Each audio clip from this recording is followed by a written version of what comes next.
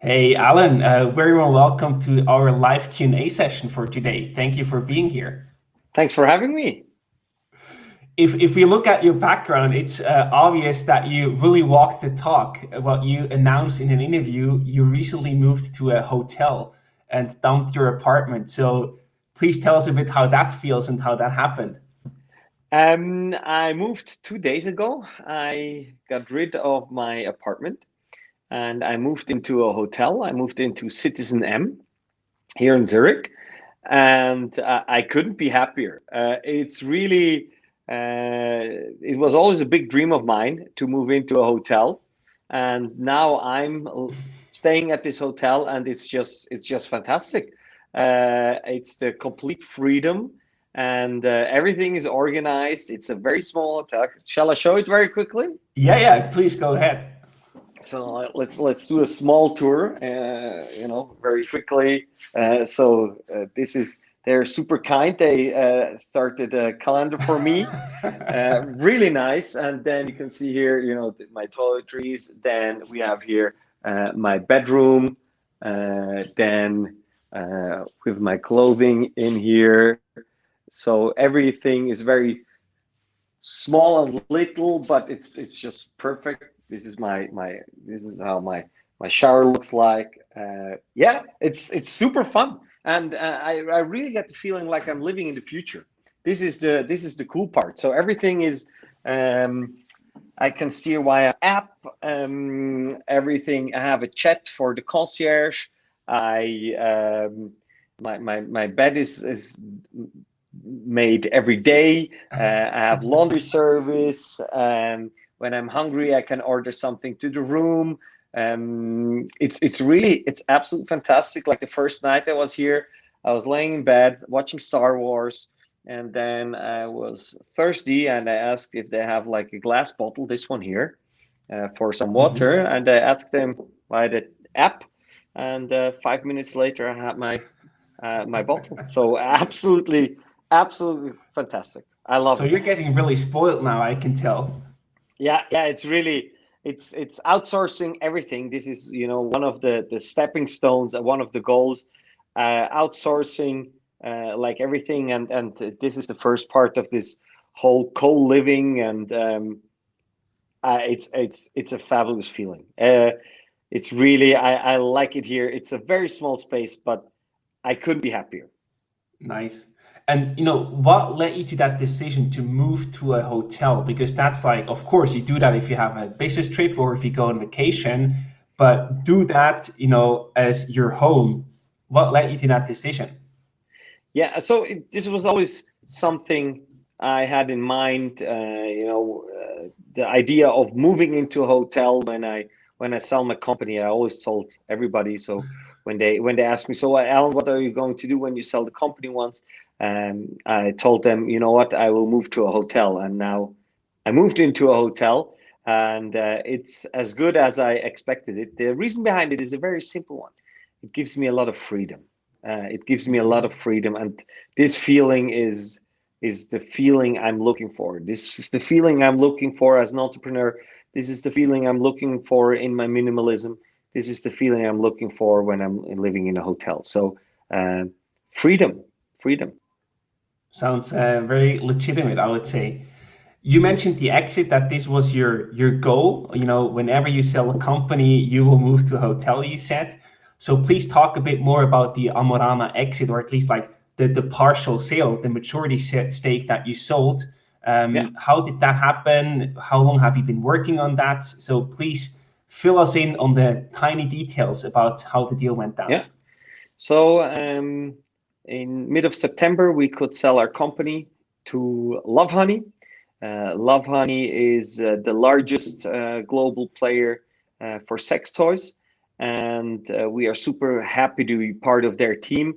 They are super professional, and we can achieve great things with them. So, very, very exciting for us. It's our number one pick. Lucas and I started Amorana 7 years ago in the apartment of Lucas, and from day one, it was always clear to have an exit with the company.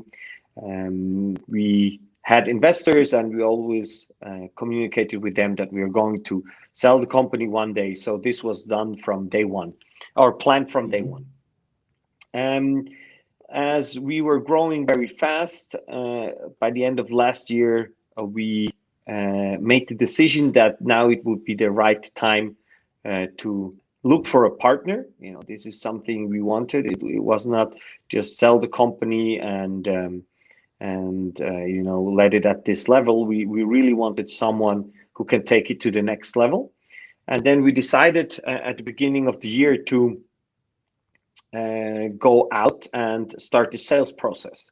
So what we did, we contacted GCA Altium. They are specialized for selling internet companies here in Switzerland, and they did a fantastic job. For lawyers, we had Berenkarer, very, very professional. And with these two companies, we started preparing our pitch deck and everything. This was beginning of this year. And then Corona came along, right? And we were ready with everything, and then Corona came along. And we also had to think about if we want to go out, or if we want to proceed with the process, or if we want to stop. And then we decided to proceed, and this was the right decision, because e-commerce it was back on the map again, because e-commerce had big success during Corona, and so this was a good decision, and we proceeded, and and then we could sell the company last month. You mentioned the timing, or this decision that you made. Now is the right time to look for partners, or to eventually sell the company. What made that the right timing? How did you reach that conclusion that now is the right time to go for a sale? Yeah, so we are a multi-brand store. So we have various brands in our shop. So from our side, it was always the plan to partner up with someone, media house, larger player, or sex toys producer, to team up with them to have scaling effects. So that was always the main idea. And then what we realized last year is that now was the right timing to partner up, because we had a significant size, market share, processes were in place, but what we needed is more own products, more reach. And then we decided now was the right time to go out and partner with someone. That was the whole reason behind it. Got it. And one thing, when you then try to sell the company, you got partners on board early on, but then you still need to find the right price tag, right? I can imagine that this is quite a difficult discussion, or one that you actually do have a lot of room for different interpretations. So how did you then value the company, and how did you also find a common ground with Lovehoney in the end about the takeover price, basically? So there are a couple of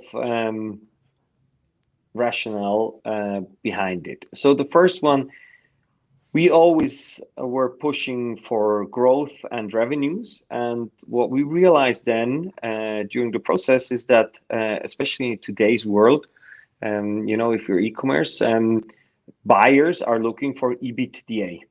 This is something that's very important for them. Can you create profit, or is it just a growth case and you can't create any profit? So this was something they were looking at. So we didn't realize that from day one. To be very honest, we were always pushing on growth and on revenue, and then during the process, it became pretty clear that EBITDA is also very important, or even more important. So you just realized that during the selling process, then?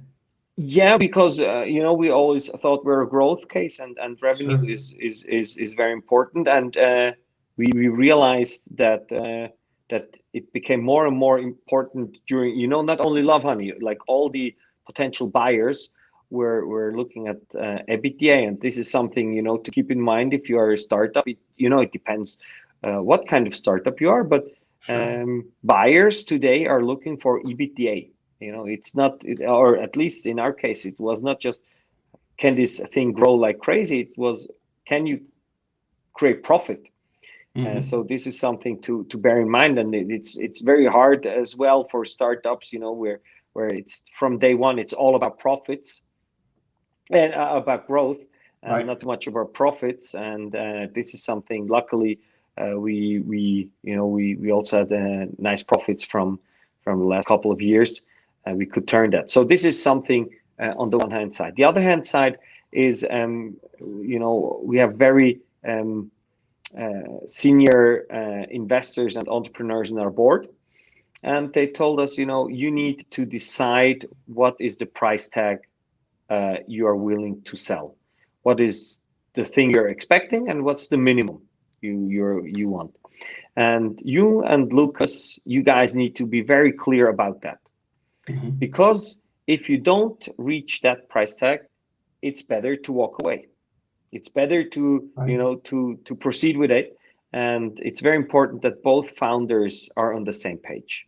So Mm-hmm. we discussed that, and we decided what are the terms we are willing to do. We had various dinners where we talked about it, and that's something very cool. Lucas and I, we were both always 100% on the same page, where we are going with Amorana, and we were also ready that when in the process of a bidding, if the price is too low, we would just proceed with our company, because we were very confident in the ability of our company, of our employees, of Mm-hmm. the growth we had, that we could walk away anytime. And then what happened is that you start the process, you create your information memorandum, and then GCA Altium went out and talked with various buyers, collected different bids, and at the time they had everybody had the possibility to do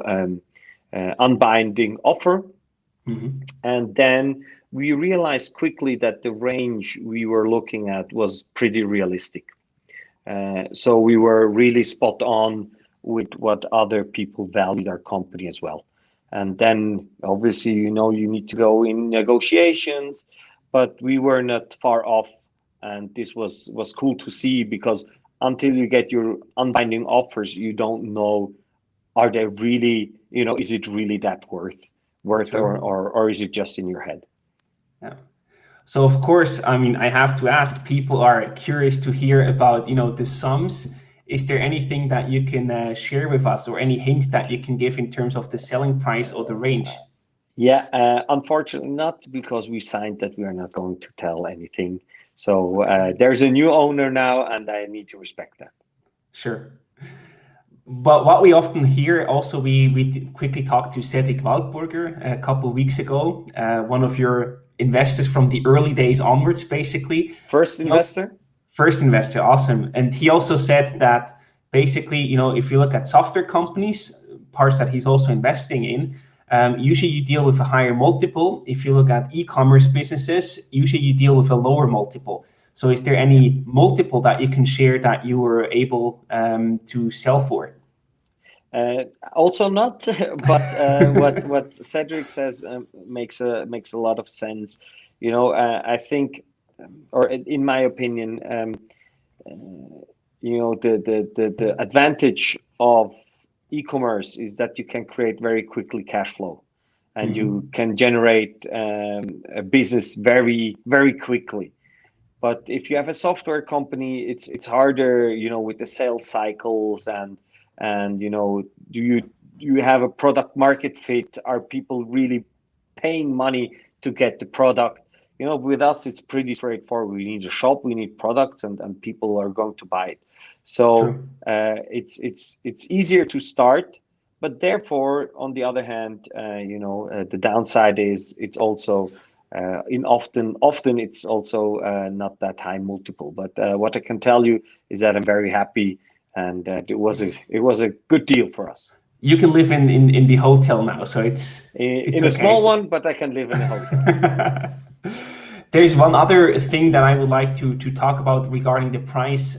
Peter Thiel once said that usually the price for selling or buying a company is rarely right, because either it's too high or too low. Too low if you still have great ideas and ambition about how you can build a successful company, and too high if you don't really see a clear picture of the future where you're going.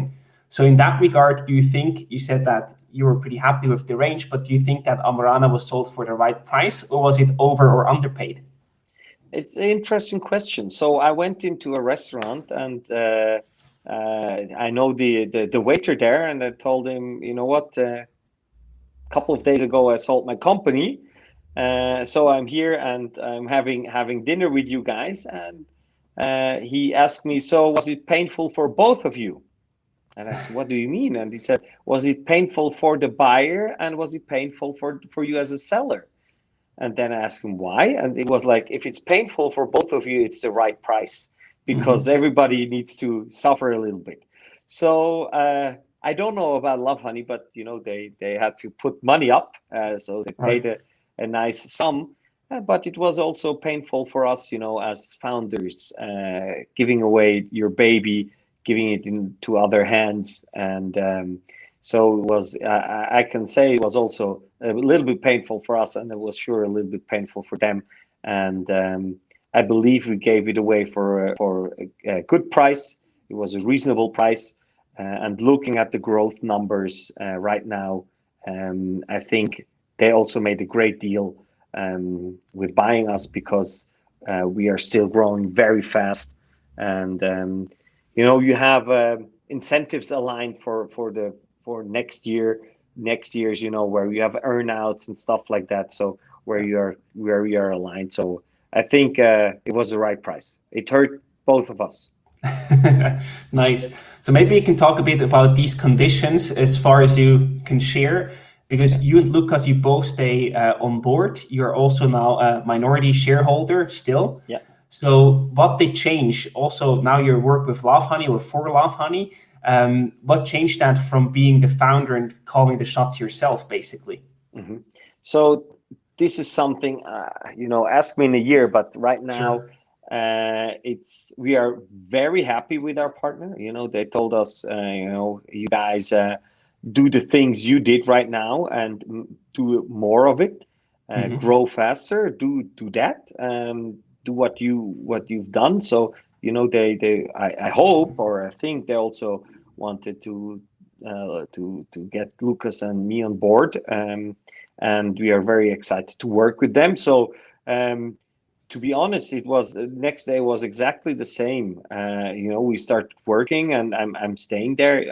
We have new offices. We have a great team. I'm very happy to be there. So also, for to give you a sense, after we sold the company and we signed everything in the closing. We had to do that in Zug, in Switzerland, Zug. So what we did is we signed it, and then they told us it will take a couple of minutes until the money is on the account. So we drove back to Zurich, and in Zurich we went out to Kuhnauer Amt. There is like this McDonald's. So we went Hmm. out. We went into McDonald's. We bought a McFlurry. We take a seat. We took a seat there. We had our McFlurry, our celebration McFlurry, and then we checked, and we were like, "Shall we take a look at the account?" So we took a look at the account, and there was a lot more money than I had before. We were very happy. We finished our McFlurry, and we went back to work. So it stays the same, and the vision of Lovehoney is great. They are such a they've been doing this for 20 years. Hmm. Um, they have an amazing organization. We can learn a lot from them. They want to take the company one day IPO, and that's super exciting. When people ask me, will you go IPO with Amorana one day? We're always no, we won't go IPO because it's too small. It's a small company, mid-sized company. We will do a trade sale one day, Hmm. and now we have suddenly the opportunity to be part of a bigger thing. And that's very exciting. That's really cool. Today with Lovehoney, we are the largest sex toy seller in the world. And this is just another story, and it's a great feeling to work with them. So right now, everything stays the same. We have a Suddenly we have a big brother in the back right now, and can help us set some pressure on maybe suppliers. So this is something that's very helpful. Nice, I can imagine. You also mentioned the earnout. These are usually part of such a deal. For how long did you have to commit yourself and Lucas to stay on board? Uh, we have we didn't announce the how long we are staying. Okay. A couple of years is the earnout, and we will stay there. But also there, everything is. They've been very open, very cool about it, and they want us to work there and do exciting things, and Mhm. that's why we are there. It's not about we need to get rid of the company and we need to sell it and we want money. It's nice to have money on the bank. As an entrepreneur, all my money was in the company. Everything I had was in there, and getting rewarded after 7 hard working years. It's a very nice feeling, to be honest with you. It's really nice, but now at least the pressure of paying rent and going buying things. I'm very happy, or paying stuff, that's gone, Mhm. and now it's all about looking forward. What can we do? What Right. exciting things can we do together with Lovehoney?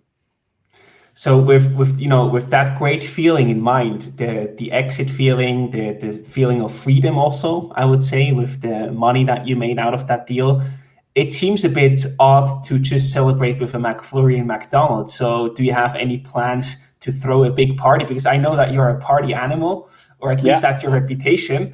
yeah. So how do you properly celebrate the sale of your company then? So the proper celebration was the McFlurry. That was the celebration. So I'm Okay. trying to be a bit on the party side, a bit more, uh, how do you call it, antizyklisch.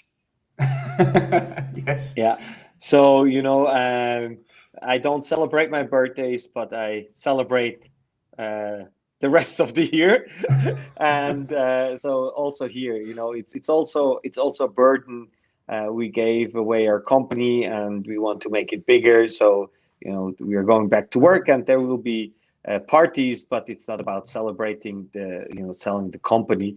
It will be celebrating life, and at the moment it's not. With Corona, there's not a lot of party. Maybe I'll do a housewarming in the hotel room here when Corona is over. Sounds good. You also went on vacation, right? Right after the deal was announced. Yeah, yeah. That was. I needed holidays because it was being involved for 9 months, and there's a lot of pressure in the end because you never know if a deal comes through. There was a lot of pressure, different things behind the scene which were really a lot of pressure, and then Mhm. selling the company and running the business and preparing for e-commerce. It's Q4, where we're right now, True. uh, preparing that. So there were so many things going on, and that was a lot of pressure. And so I had to take off one day holiday, just uh, staying at the beach, very relaxed. I haven't done that for a long time, and that was a great feeling. But now I'm super pumped to be back. Awesome.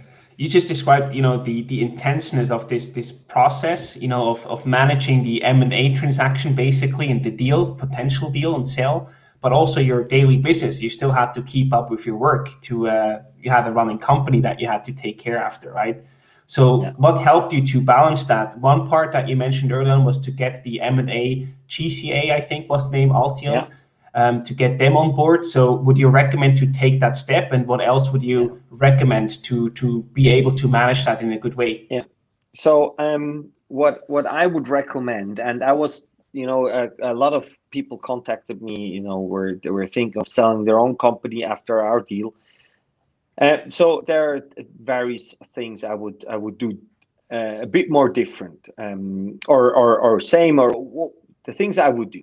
So first of all, get pros. GCA, Alcyon, these guys are really, really good. They're best in class. There are two, three others also here in Zurich. We were looking at them. They were also very good. But GCA, these guys, top, really top, hardworking people, very smart. A lot of, they know this scene. They Hmm. know how to talk to buyers. They know where to find buyers. So this is something really, really cool. So get great people. Also get a great law firm. This is important. It's also important for potential buyers, that they know these guys are serious, and it will cost you. They cost a lot of money. How much? How did you reimburse them? Because usually you have a retainer, right? But also a success fee on the Yeah. transaction volume. So I'm not sure if I'm allowed to say that, but they were completely aligned with us. So they had a success fee, and they were completely aligned with us, and very small retainer, and completely aligned. So this is also something that someone is doing who is very confident in the things they're doing. You Right. know, they looked at us and said, "Okay, we can do that, and we will do that, and we will be aligned with you guys." So Just out of try curiosity, the success fee, is that more like 3 to 5% or above 5%? uh, below. Okay, Yeah, good. I think it's just good for people to have yeah, yeah. some Sure. understanding. So I know that you cannot say the real number, but I Yeah, think having yeah. I that wouldn't. Yeah. estimation I, is good for people to Yeah, understand. absolutely. So what I would do is, getting it completely aligned.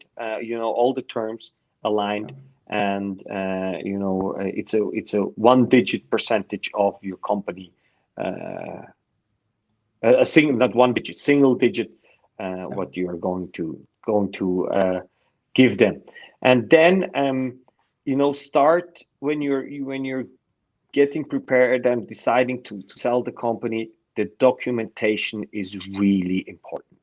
Mhm. Getting everything right. Aktienbuch, all the contracts, the documentation, the numbers. It's so important that these things are right. Cohort analysis is so important. Start Mhm. with that immediately. Get your cohorts right.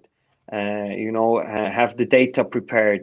Uh, if you're going to do that, because they will look at everything, really at everything. So prepare that. So have great people working on your case.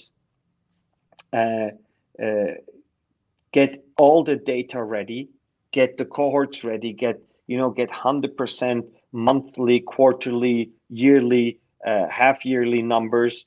Uh, prepare that already in advance. Have every documentation right. Have all the contracts right. Have all the needs to be tested through. If you have everything, and then make a decision. Are you going to sell the company? For what price? What conditions? Be Mhm. 100% aligned with your management team, or your co-founder, and then go out and execute it. This is I'm very thankful. I have a amazing um, partner with Lucas. you know when we decided to sell the company, he was like, okay, this is the most important thing, so I will work on that. So sometimes he was just in the due diligence in the data room. Sometimes he was just working 3-4 days answering all the questions, gathering all the data. And we always decided, not we are not on our side. They don't need to wait on our side.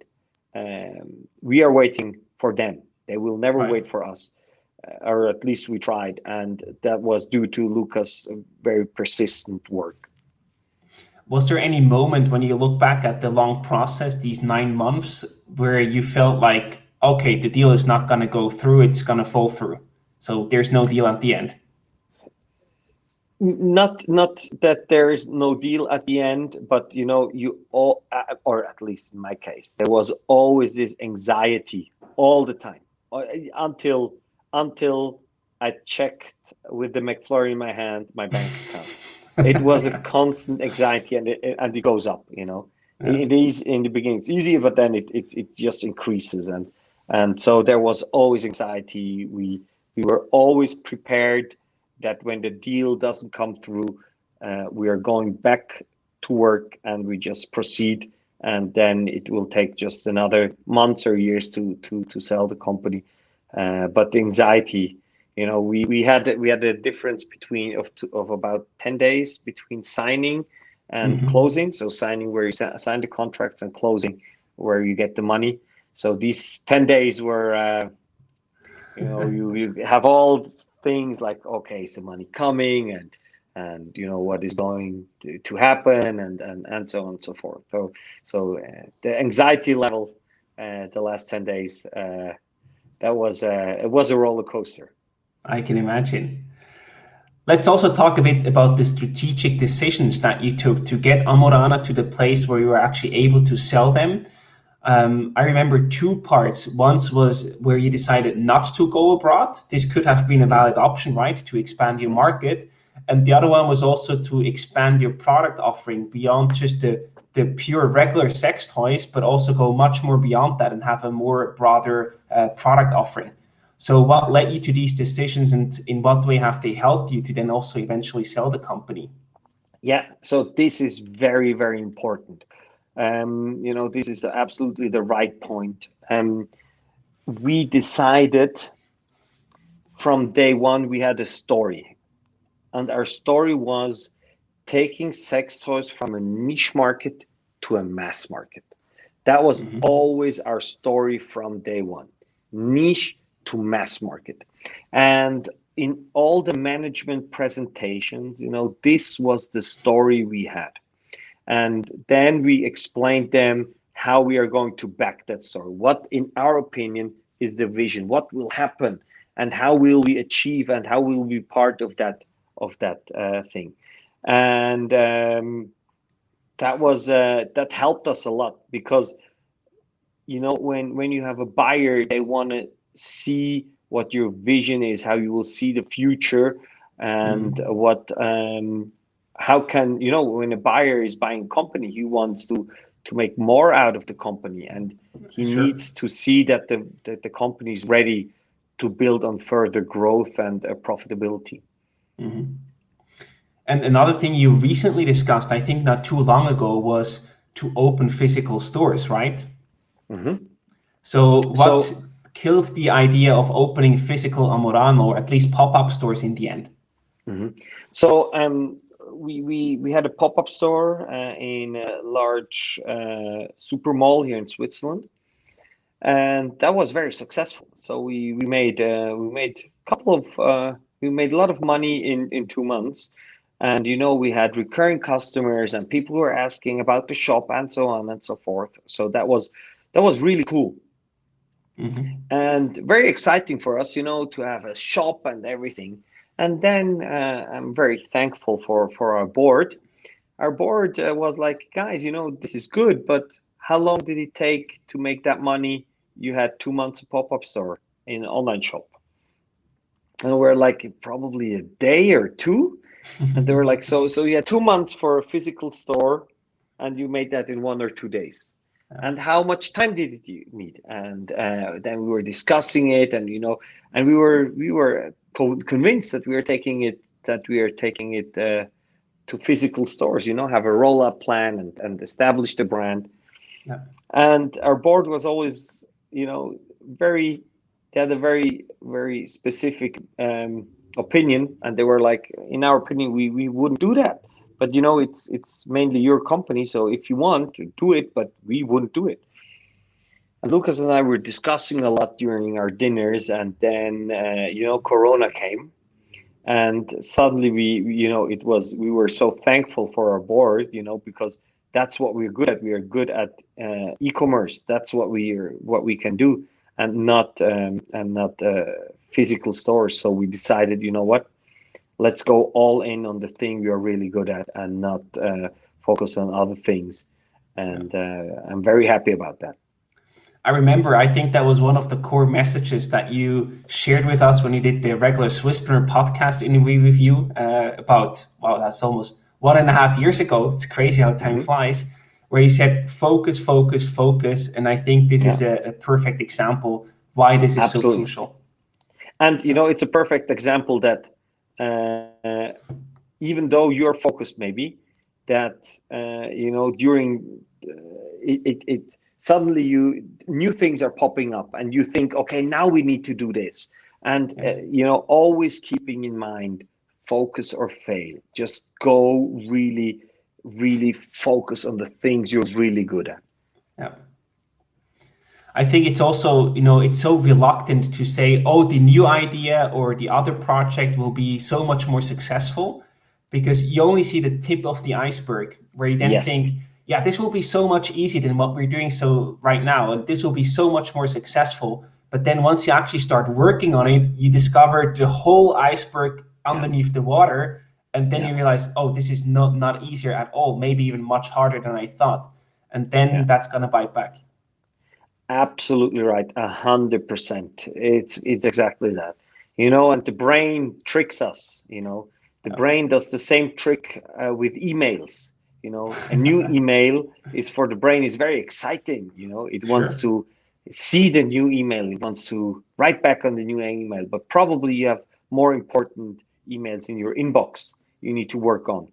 And it's same with new ideas, and they pop up, and especially people like us who are very entrepreneurial, we see suddenly new opportunities. We need to do that, we need to take this opportunity. Yes. But the really interesting part is when you refocus and say, okay, what's really important? This is important, so let's focus, let's keep focusing on that thing. True.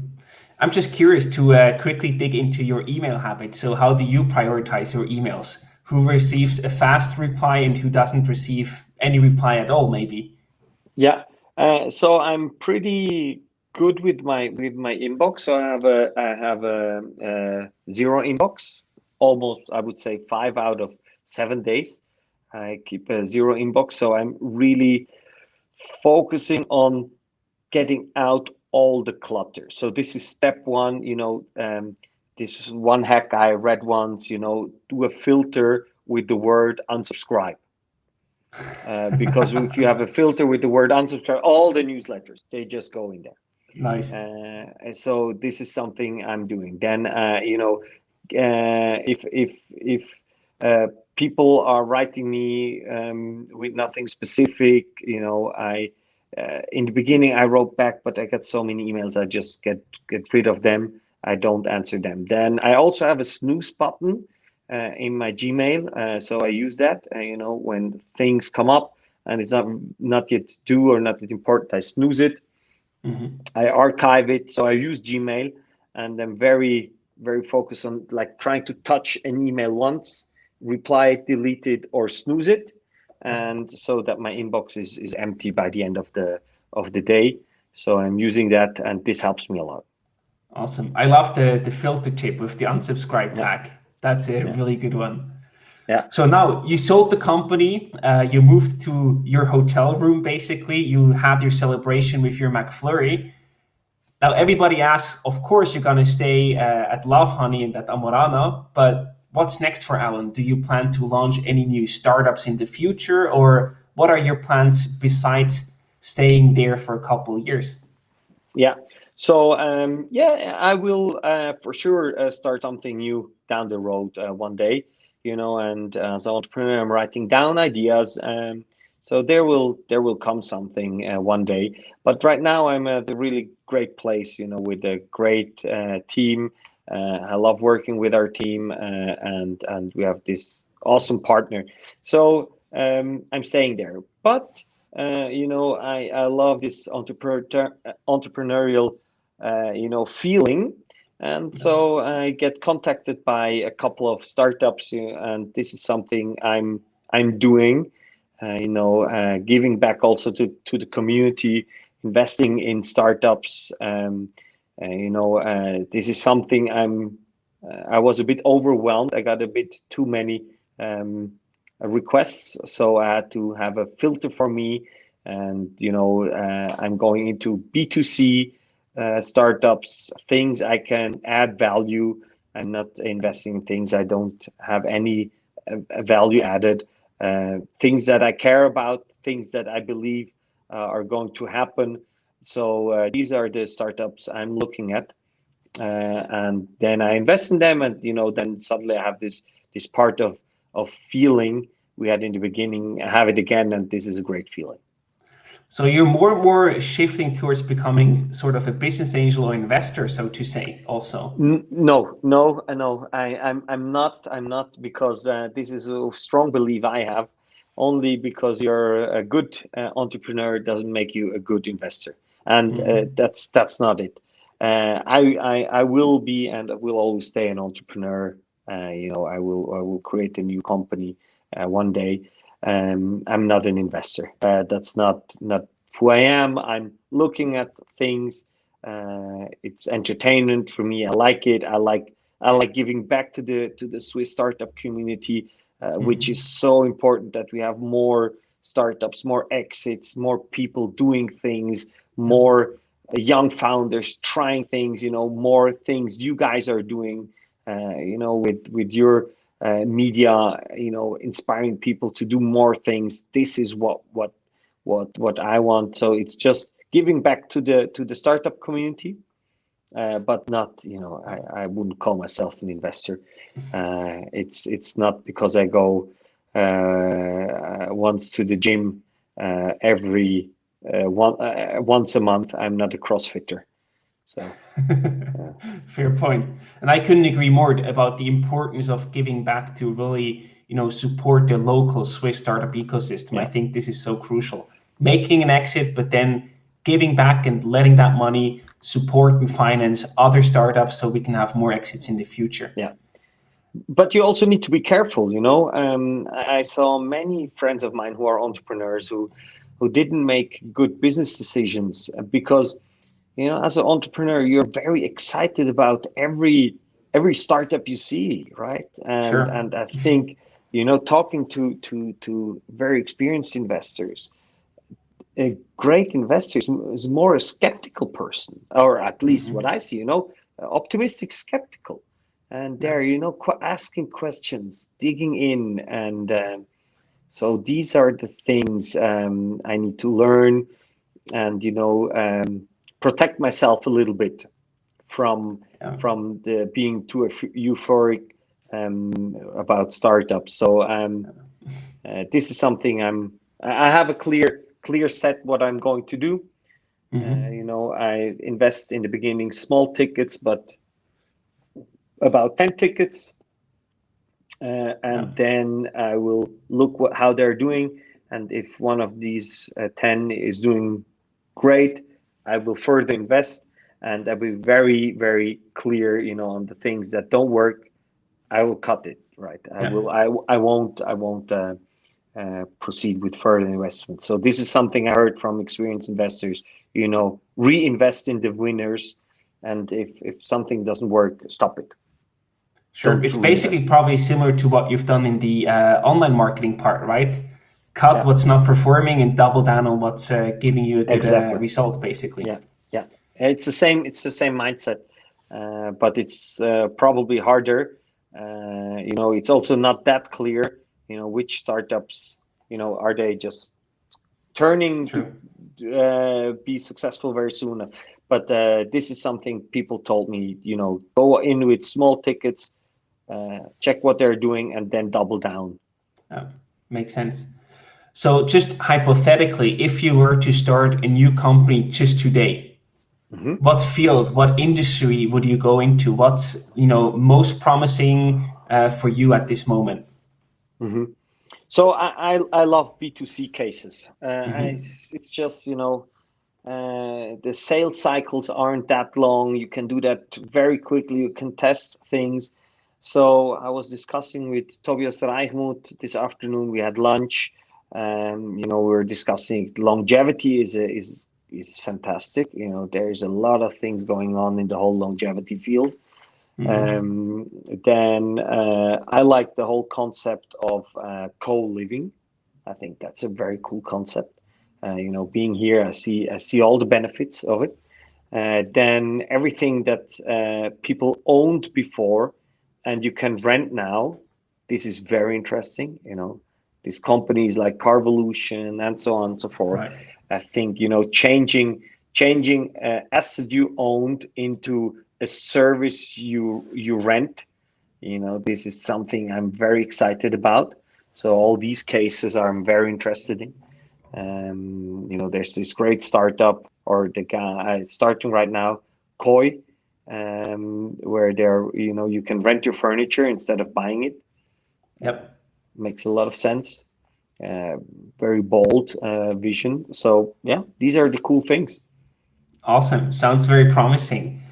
So one last question before we wrap up the session. If you look back to the 7 years, when we were starting out Amorana with Lucas, what would you give yourself as an advice to your younger self, basically, where you were just starting out as an entrepreneur with all the knowledge and experience that you have today? So, this is something a lot of people say. It's like, enjoy the ride.